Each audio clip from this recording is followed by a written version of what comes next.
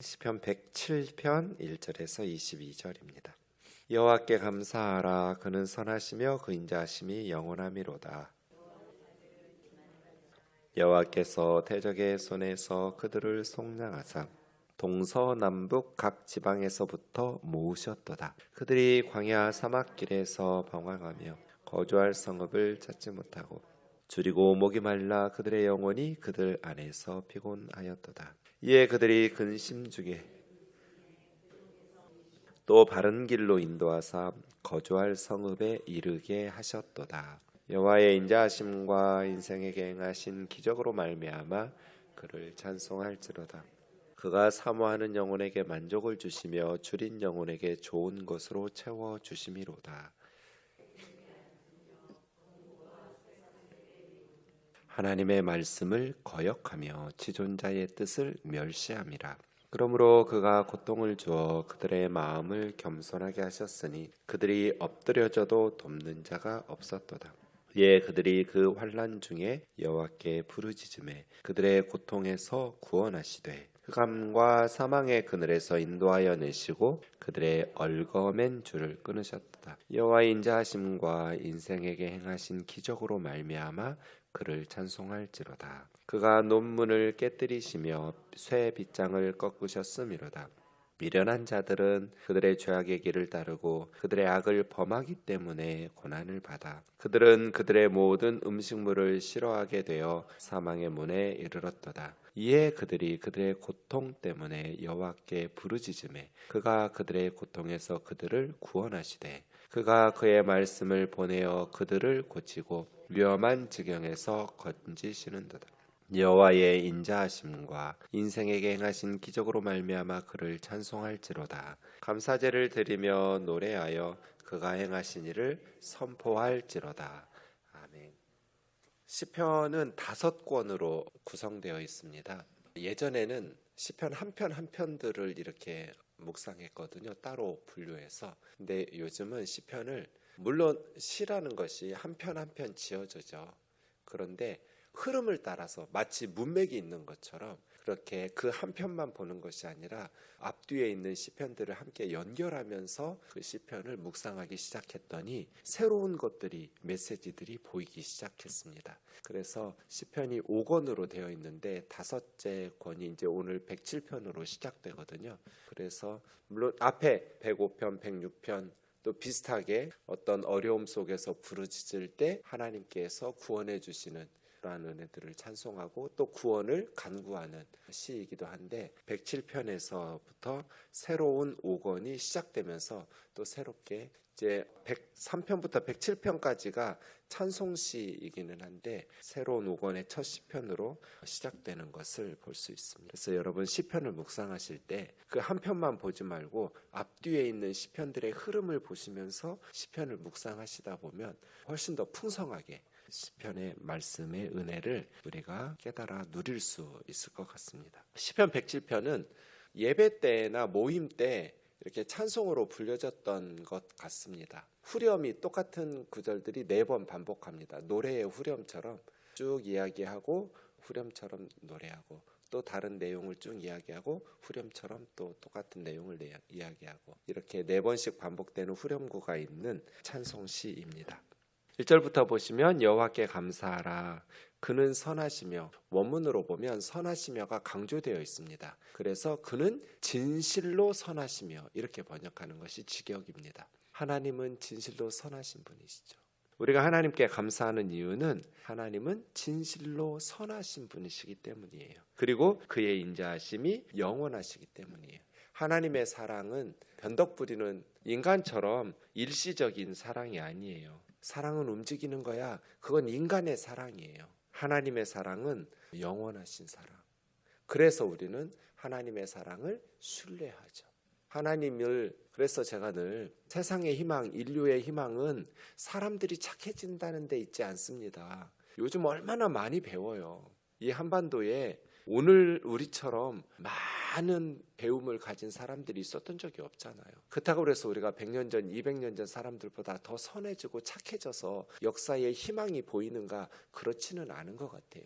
그렇게 많이 배우고 많은 책을 읽고 많은 정보들을 통해서 좋은 말들을 듣지만 인간이 더 착해지고 선해졌는가? 그런 부분도 있지만 훨씬 더 과거보다 악해진 부분들도 더 많은 것 같아서 역사의 희망은 어디에 있는가? 인간이 교육을 통해서 여러 가지 지식을 통해서 더 착해지고 선해지는 데 있는 것이 아닌 것 같습니다. 역사의 희망, 이 땅의 희망은 하나님의 선하심에 있습니다. 우리가 죄인임에도 불구하고 악한 우리들을 사랑하시는 하나님의 영원하신 인자하심에 있는 것 같습니다. 죄인들을 위해서 독생자 예수 그리스도를 십자가에 내어주시기까지 하시는 죄인들을 향한 하나님의 사랑, 은혜죠. 우리는 자격도 없는데 하나님께서 우리를 사랑하셔서 그렇게 죄인들을 불쌍히 여기시는 거기에 역사의 희망이 있고 인류의 희망이 있고 우리의 삶에 희망이 있는 것이지 우리가 더 착해지고 더 거룩하고 경건해지기 때문인 것은 아닌 것 같아요.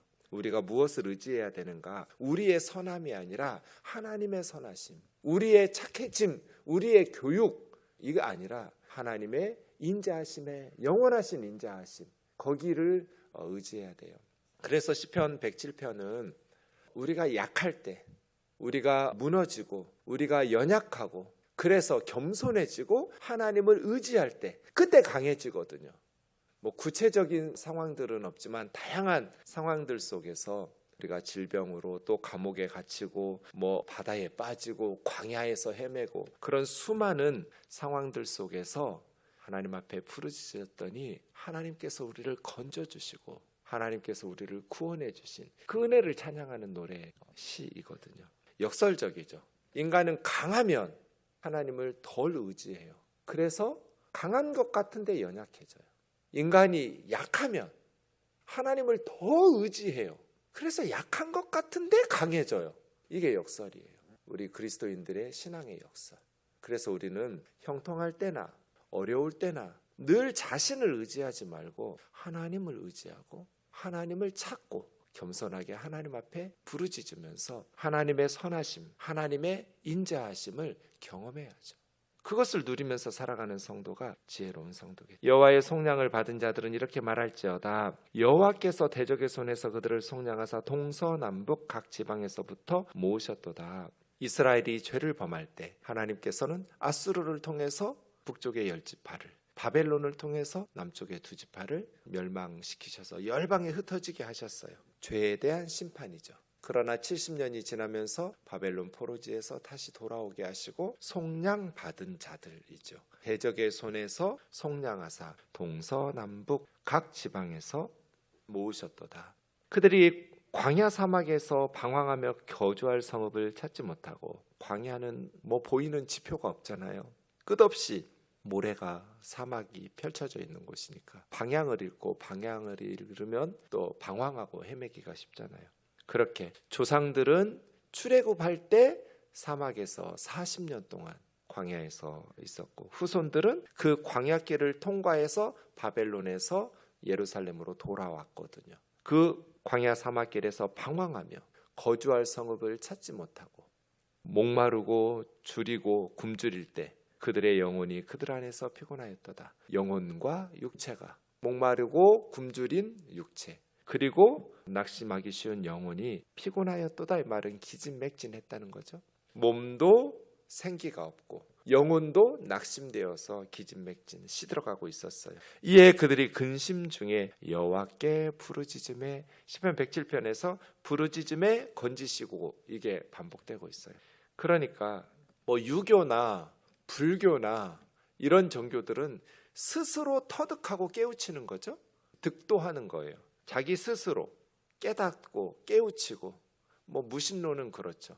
그러나 우리 그리스도인들은, 기독교는 하나님께 부르짖어서 깨닫고 부르짖어서 건짐받는 거죠. 우리 스스로 극복하는 게 아니에요. 우리 스스로 깨닫고 벗어나는 게 아니에요. 하나님께 부르짖음에 하나님께서 그들의 고통에서 건지시. 다른 방법이 없어요, 광야에서는. 그래서 세상 사람들은 스스로를 믿고 세상을 믿고 스스로 발버둥 치지만, 우리는 기도해서 하나님께 부르짖음에 하나님께서 우리를 건지시는 것들을 체험하는 거죠. 그래서요, 기독교 신앙은 머리로 하는 게 아니고 체험으로, 살아계신 하나님을 경험함으로, 확고해지죠. 누가 경험해요? 부르짖어서 하나님의 건지심을 받는 사람들. 그래서 신앙생활은 기도하면서 하는 거죠. 우리가 하나님 앞에 부르짖을 때 하나님께서 응답하시고 건져주시는 것들 말이에요. 그래서 하나님께서 광야에서 바른 길로 인도하사 거주할 성읍에 이르게 하셨도다. 헤매지 않도록, 방황하지 않도록. 지금처럼 내비게이션이 있어요? 뭐가 있어요? 길이 있어요? 아무것도 없어요. 표지판도 내비게이션도 없어요. 광야에서 방황하고 거주할 성읍을, 오아시스를 찾지 못하고 물이 있어야 안전하게 거주하죠.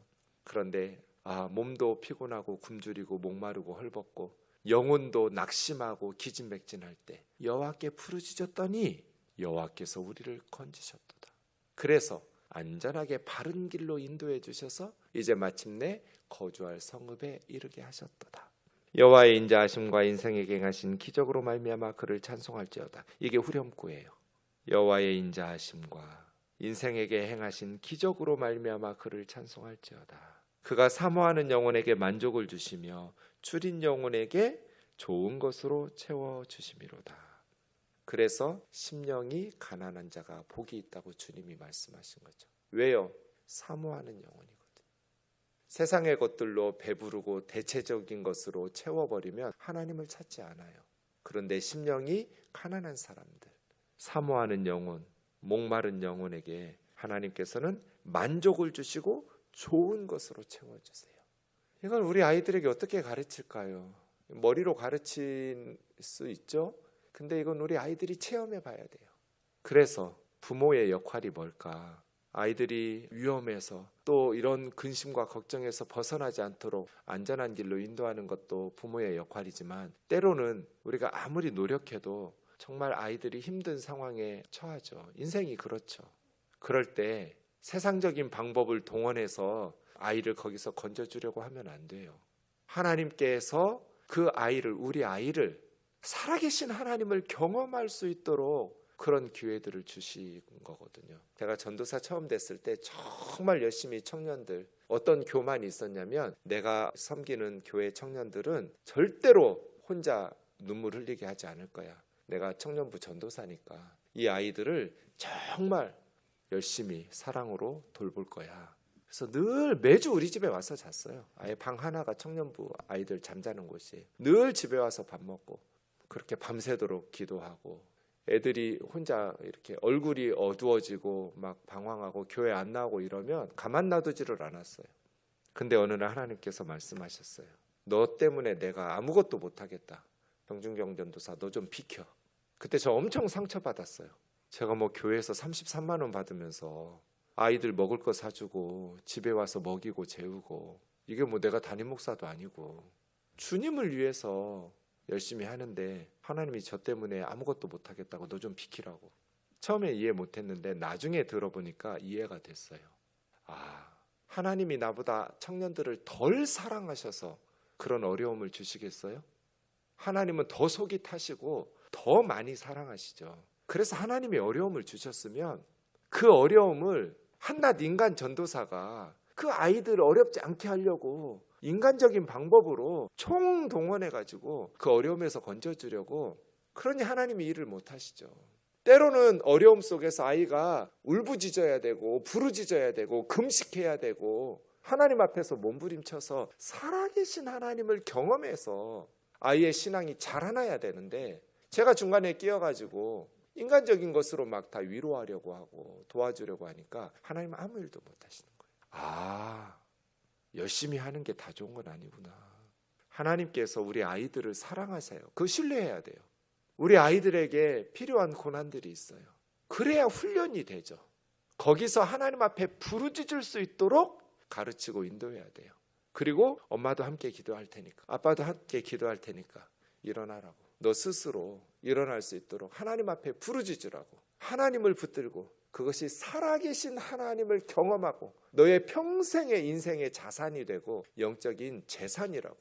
그렇게 우리 아이들이 살아계신 하나님을 경험하는 거예요. 하나님이 우리를 덜 사랑하시고 하나님의 능력이 떨어져 가지고 돕지 않으시는 게 아니잖아요. 이거는 머리로 가르칠 수 있는 게 아니에요. 머리로 먼저 가르친 후에 삶으로 체험해야 돼요. 사모하는 영혼에게 하나님은 만족을 주시고 부르짖는 영혼에게 하나님은 건지시거든요. 신앙은 체험하는 거예요. 체험. 사람이 흑암과 사망의 그늘에서, 이거 이제 감옥이거든요. 빛이 없는 지하 토굴과 같은 흑암 속에서, 사망의 그늘에서 곤고와 쇠사슬의 매임은 감옥에 갇힌 거예요. 하나님의 말씀을 거역하며 지존자의 뜻을 멸시함이라. 왜 하나님의 백성들이 감옥에 가요? 왜 나라가 망해요? 왜 쇠사슬에 묶여요? 하나님의 말씀을 거역하고 하나님의 뜻, 지존자의 뜻을 멸시했기 때문이죠. 바벨론으로 끌려간 이유가 이거잖아요. 아수르에게 멸망한 이유가 이거잖아요. 하나님 말씀 거역하고 하나님의 뜻을 멸시하고, 그러므로 그가 고통을 주어 그 마음을 겸손하게 하셨으니 이제 바벨론에서, 감옥에서, 쇠사슬에 매여서 겸손하게 되거든요. 그들이 엎드려져도 돕는 자가 없었도다. 엎드려진 이스라엘 사람들을 누가 일으켜 세워줬어요? 아무도 없었어요. 이에 그들이 환난 중에 여호와께 부르짖음에 여호와께서 그들을 고통에서 구원하시되 건지셨죠.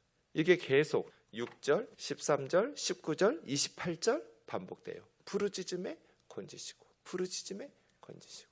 흑암과 사망의 그늘에서 인도하여 내시고 그들의 얽어맨 쇠사슬에서 그 줄을 끊으셨도다. 여호와의 인자하심과 인생 행하신 기적으로 말미암아 그를 찬송할지로다. 15절도 후렴구죠. 여호와의 인자하심과 인생에게 행하신 기적으로 말미암아 하나님을 찬송할지로다. 그가 논문을 깨뜨리시며 쇠 빗장을 꺾으셨음이로다. 바벨론에는 100개의 논문과 쇠 빗장, 철 빗장이 있다고 헤로도투스가 기록해놨어요. 논문을 치고 쇠 빗장을 꺾으셔서 그들을 바벨론에서 건져내신 하나님. 미련한 자들은 죄악의 길을 따르고 그들의 악을 범하기 때문에 고난받아 모든 음식물을 싫어하게 되며, 이건 이제 질병이에요. 병에 걸리면 입맛이 떨어져요. 잘 먹고 잘 자야 건강한데 먹지 못하고 자지 못하니까 식욕을 상실해서 음식물을 싫어하며 사망의 문에 이르렀도다. 이제 질병으로 인해서 무덤맨 사망의 문에 이르게 되었어요. 살고 싶은 생각도 없어지고. 이에 그들이 고통 때문에 여호와께 부르짖음에 그가 그 고통에서 그들을 구원하셨다. 질병으로 인해서 부르짖을 때 하나님은 건져주시죠. 그가 그 말씀을 보내어 그들을 고치시고, 먼저 말씀부터 주세요. 그래서 우리의 영혼이 치유돼요. 우리 교우들 중에 질병으로 고생하고 있는 교우들 항상 있는데 두 가지를 기도해야 돼요. 항상 제가 이 두 가지 기도시키잖아요. 영적으로도 약해지지 않도록 은혜 부어주려고, 그리고 육적으로도 하나님 고쳐달라고. 몸만 고치는 게 아니라 몸이 아프면 영적으로도 약해지기가 쉽잖아요. 그래서 영육이 강건해지도록 우리가 늘 기도하는 거죠. 그러려면, 영혼이 강건해지려면 말씀을 보내주셔야죠. 그래서 그가 그 말씀을 보내어 그들을 고치시고 영적으로, 그리고 위험한 지경에서 건지시도다. 육적으로도 건져주시고, 엘리사 선지자를 통해서 나만 장군을 고치시고, 선지자들과 제사장들을 통해서 영적으로 힘을 얻어야 돼요. 말씀을 먹어야 돼요. 여호와의 인자하심과 인생에 행하신 기적으로 말미암아 그를 찬송할지로다. 후렴구죠. 감사제를 드려 노래하며 그가 행하신 일을 선포할지어다. 죽기 일보 직전까지 갔어요. 사망의 문에 이르렀으니까요. 하지만 부르짖을 때 하나님께서 건져주셨어요. 제 얘기는 여러분 늘 아시잖아요. 고등학교 때 의사들이 죽는다고 그랬어요. 전라북도에서 제일 좋은 병원이 전주에 있는 예수병원이었어요. 예수병원 의사들이 죽는다면 저는 살아날 가능성이 희박한 거예요. 이렇게 죽나? 고2 때 그랬어요. 그때 하나님 앞에 기도했어요. 하나님, 우리 엄마 죽은 그 다음 날 죽어도 좋으니까 우리 엄마 앞에서는 죽지 않게 해달라고. 제가 죽으면 우리 엄마는 못 살아요. 죽진 않겠죠. 근데 살아도 사는 게 아니에요. 하나님, 우리 엄마 죽은 다음 날 죽게 해달라고. 그래서 제가 요즘 엄마한테 맨날 말해요. 치매 걸린 우리 어머니에게 엄마 죽은 다음 날 내가 죽을 수도 있다고. 기도를 그렇게 하도 많이 해가지고. 엄마가 100살까지 살아도 나는 70까지 못 산다고. 오래 살아야 되고 적어도 100살까지는 살아야 된다고. 나를 위해서 좀 살아달라고. 이기적인 아들이죠. 아무것도 안 했어요. 약도 다 끊고요. 그냥 전주 평화동교회 앞에서 100일 작정 기도하고, 그 의사들이 죽는다는데 야간자율학습은 왜 했는지 모르겠어요. 야자까지 다 하고요. 그렇게 아픈데 야자 끝나고 하숙집 오기 전에 평화동 교회 앞에서, 밤이니까 교회 문을 잠궈가지고 예배당 안에 들어가서도 기도 못하고 밖에서 예배당 문 앞에서 땅바닥에서 하나님 앞에 기도했어요. 우리 엄마보다만 먼저 죽지 않게 해달라고. 어느 날 갑자기 통증이 사라지기 시작했어요. 아무것도 안 하고 기도밖에 한 게 없는데 한 65일, 70일, 75일 이때. 그리고 지금까지 살아있어요. 하나님 앞에 겸손해지고 하나님 앞에 기도하고 부르짖고 하나님께서 건지시는 것들을 체험해야 돼요. 우리 하나님은 우리를 극진히 사랑하시고 전능하신 하나님, 우리를 사랑하신 하나님이 때로는 우리가 이해할 수 없는 어려움과 고난과 너무나 많은 일들이 벌어지잖아요. 왜? 부르짖어라. 하나님을 찾아라. 사모하는 영혼을 만족하게 하시고 하나님은 우리의 기도에 응답하시고 우리를 건져내셔서 인생에게 행하신 기적으로 말미암아 감사하면서 찬송하게 하시는 분인 줄 믿습니다.